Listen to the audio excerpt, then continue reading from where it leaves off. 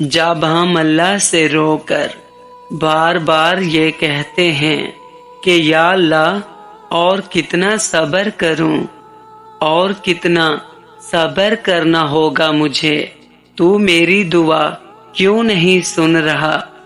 کچھ تو جواب دے میرے رب، میں اتنا گناہگار ہوں۔ اور جانتے ہو اس دوران شیطان ہمارے دل میں وسوسے ڈال دیتا ہے کہ ایسا لگتا ہے کہ ہر جگہ اندھیرا پھیرا ہوا ہے، ہر جگہ نا امیدی کہ اللہ میرے ہی ساتھ ایسا کیوں کر رہا ہے، میری دعا قبول ہی نہیں ہو رہی۔ جانتے ہو یہی ہماری سب سے بڑی غلطی ہے اور نا امیدی ہے اللہ سے کہ ہم اتنی جلدی مایوس ہو گئے، بلکہ اللہ تعالیٰ تو ہمیں دیکھ رہا ہوتا ہے کہ میرا بندہ صبر کرتا ہے یا نہیں، اور اللہ کو تمہارا رونا اتنا پسند ہے۔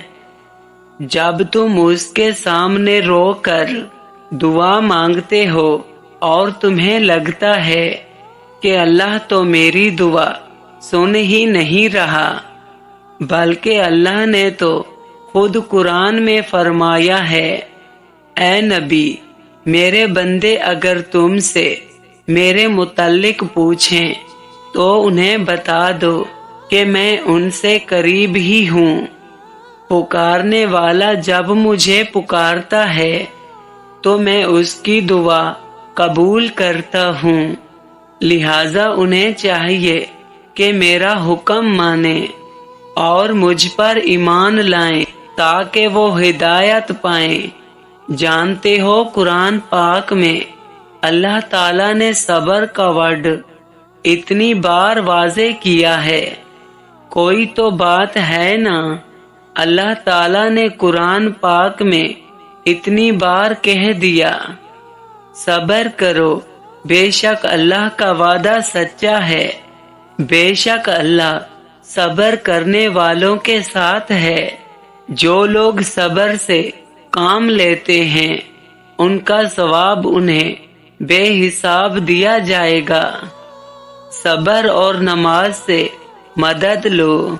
جب اللہ نے یہ قرآن میں کہہ دیا تو پھر کیوں پریشان ہوتے ہو؟ ایک اور چیز بجائے اس کے کہ اللہ ہمارے لیے کچھ کرے، کیوں نہ ہم اس چیز پہ فوکس کریں کہ ہم اللہ کے لیے کیا کر سکتے ہیں۔ جب ہم اللہ کے لیے صبر اور نماز پڑھیں گے تو اللہ خود ہمیں صبر کا اجر دے گا اور سب خود ٹھیک ہو جائے گا۔ تو ہم اتنی سی بات کیوں نہیں سمجھتے؟ ہم اتنے بے صبرے کیوں ہیں؟